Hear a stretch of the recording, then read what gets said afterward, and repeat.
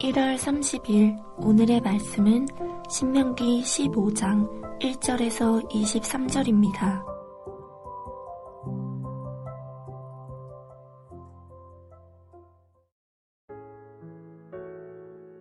내 7년 끝에는 면제하라.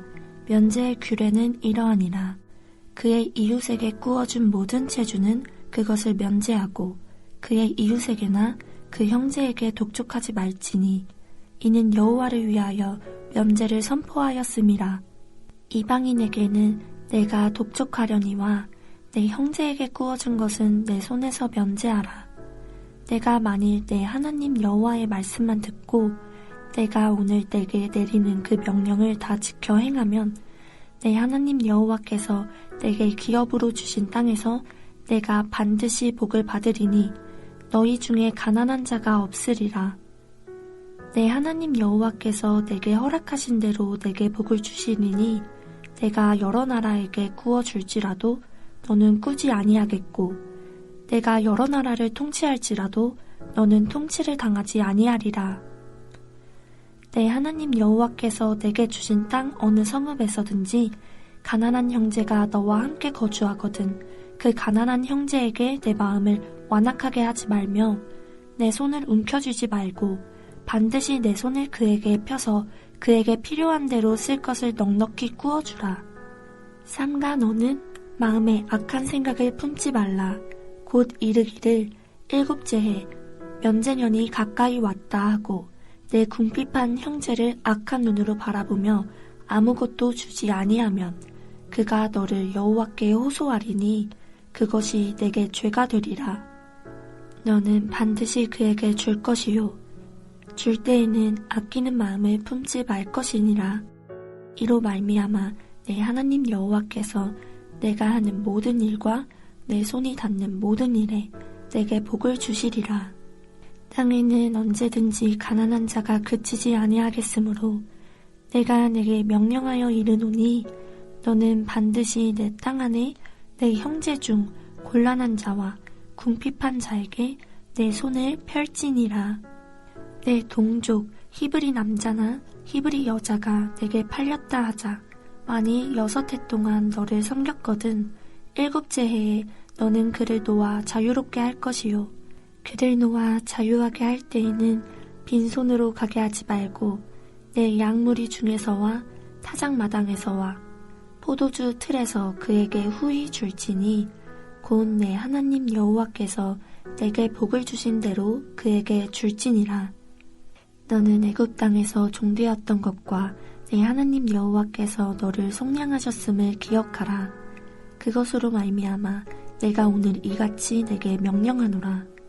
종이 만일 너와 내 집을 사랑함으로 너와 동거하기를 좋게 여겨 내게 향하여 내가 주인을 떠나지 아니하겠노라 하거든 송곳을 가져다가 그의 귀를 문에 대고 뚫으라. 그리하면 그가 영구히 내 종이 되리라. 내 여종에게도 그같이 할지니라. 그가 6해 동안에 품꾼의 삭새 배나 받을 만큼 너를 섬겼은즉 너는 그를 놓아 자유하게 하기를 어렵게 여기지 말라. 그리하면 내 하나님 여호와께서 내 범사에 내게 복을 주시리라.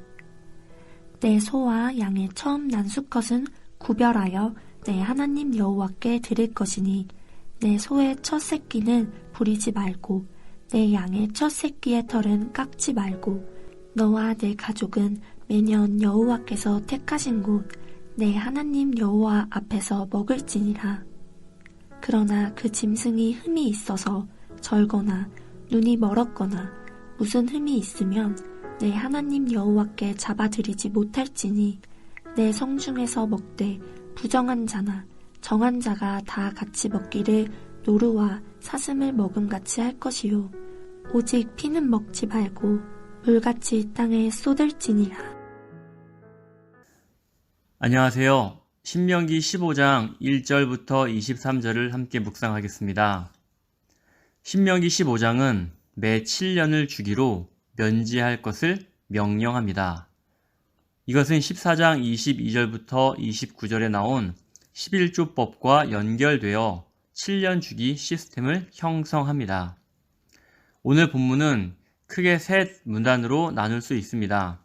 1절부터 11절은 면제년, 12절부터 18절은 히브리 종 해방과 대우, 19절부터 23절은 처음 난 짐승입니다.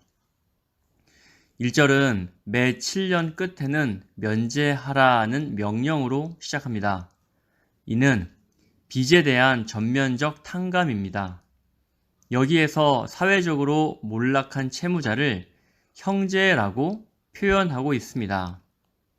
채무자는 처음에는 이웃으로 나오지만 곧이어 형제로 기록되었습니다.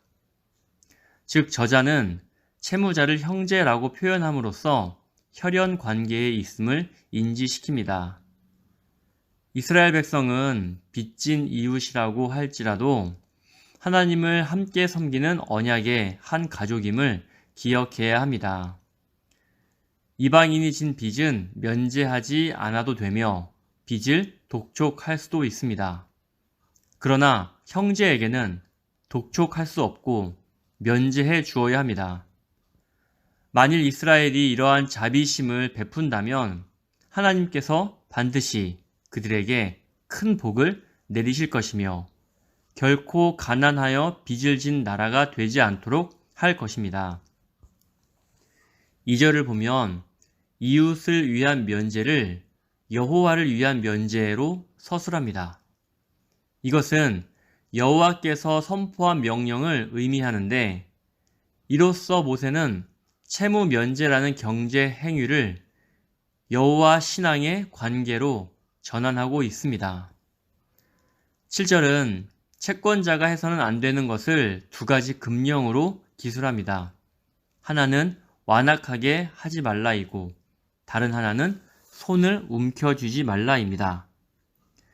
완악하다가 추상적 개념이라면 강하게 움켜쥐다는 완악하다는 추상적 개념을 행동으로 보여준 것입니다. 율법은 빚의 탕감에서 더 나아가 적극적으로 자비를 실천하도록 요구합니다. 가난한 형제를 보면 못된 생각을 품고 자신의 것을 거머쥐고 있을 것이 아니라 그의 필요에 따라 넉넉히 꾸어 주어야 합니다.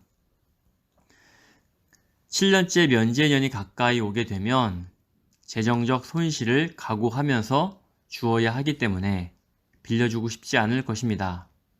그러나 이때 손을 내밀어 돈을 빌려달라고 하는 사람을 악한 눈으로 째려보면서 거절해서는 안 됩니다.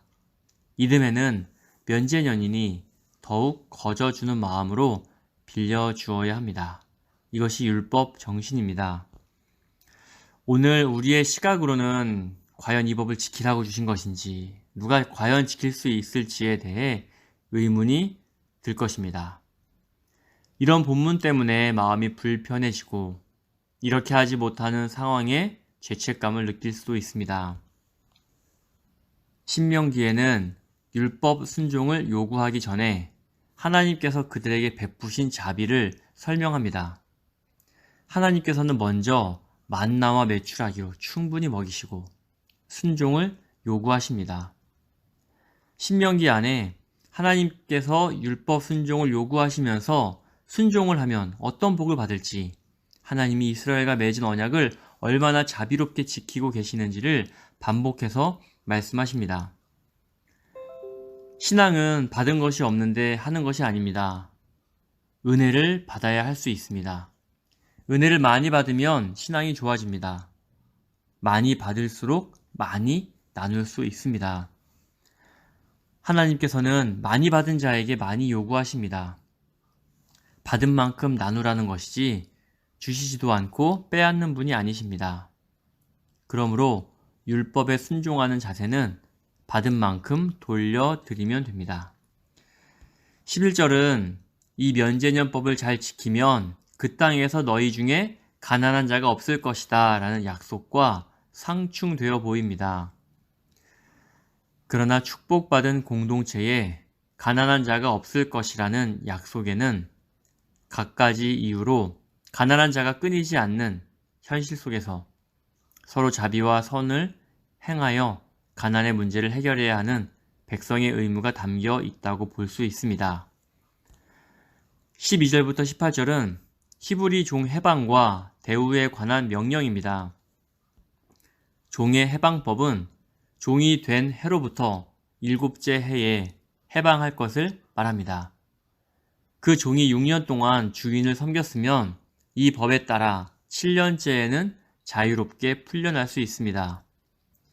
이때 주인은 그를 빈손으로 보내선 안 되며 넉넉히 손을 채워서 보내야 합니다. 만일 돈이 없이 사회로 나온다면 다시 가난한 상황이 유지되어 종이 될 가능성이 많습니다. 다시 종으로 팔리지 않도록 하기 위해 그가 살 길을 열어주어야 합니다. 오늘날 자립 청년에 대한 소식을 간혹 접할 수 있습니다. 보육시설에서 10대를 보내고 청년이 되어 독립을 해야 하는데 스스로 자립할 수 있도록 국가가 생계비를 지원해 주는 것입니다. 이처럼 종을 해방하는 것으로 책임이 끝나는 것이 아니라 스스로 자립할 수 있도록 대우해 주어야 하는 것이 신명기 율법 정신입니다. 14절, 15절에서 이 일을 행할 수 있는 토대를 말해줍니다. 역시나 하나님께서 베풀어 주신 복으로 할 수 있습니다. 하나님께서 애굽에서 종되었던 이스라엘을 속량하셨음을 기억하며 율법을 지킬 수 있습니다. 마지막으로 19절부터 23절은 처음 난 짐승을 처리하는 규정입니다. 정결한 가축에 처음 태어난 수컷을 성소에 가지고 올라와 봉헌해서 먹으라는 규정은 14장에서 간략히 주어진 바 있습니다. 여기에서는 이에 대한 구체적인 법을 보완하고 있습니다. 처음 난 짐승 처리 규정이 면제년과 종의 해방 규정과 나란히 배치된 이유는 맞배를 부리지 말고 바쳐야 하기 때문일 것입니다. 소는 일을 시키면 안 되고 양과 염소는 털을 깎아선 안 됩니다. 아마도 첫 새끼가 태어나면 잘 보관해 두었다가 한날에 바쳤을 것입니다. 처음 난 짐승을 성소에 바치면 일부는 제사자와 가족들이 나누어 먹은 뒤 남은 것은 모두 제사장 몫이 되었을 것입니다. 짐승에 흠이 있다면 제물로는 바치지 못하며 그것은 성중에서 다른 짐승을 잡아먹듯이 피를 다 쏟은 뒤 이웃과 나누어 먹을 수 있었습니다. 오늘 묵상을 정리하겠습니다. 이스라엘 백성이 가나안 땅에 들어가서 지켜야 할 법은 이스라엘 백성만을 위한 법이 아니라 여호와를 위함이기도 했습니다. 이것은 하나님과 관계하는 신앙이 일반 삶에서도 적용되어야 함을 말합니다. 신앙생활 따로, 경제활동 따로가 아닙니다. 하나님의 백성은 그에 맞는 경제활동으로 이어져야만 합니다. 이것이 신명기가 가르쳐주는 율법 정신입니다. 15장 15절의 말씀처럼 너는 애굽 땅 종되었던 것과 내 하나님 여호와께서 너를 속량하셨음을 기억하여 종에서 해방된 자유의 몸으로 속량함을 받은 구원의 기쁨으로 오늘 하루 살아가시길 진심으로 소원합니다. 아멘.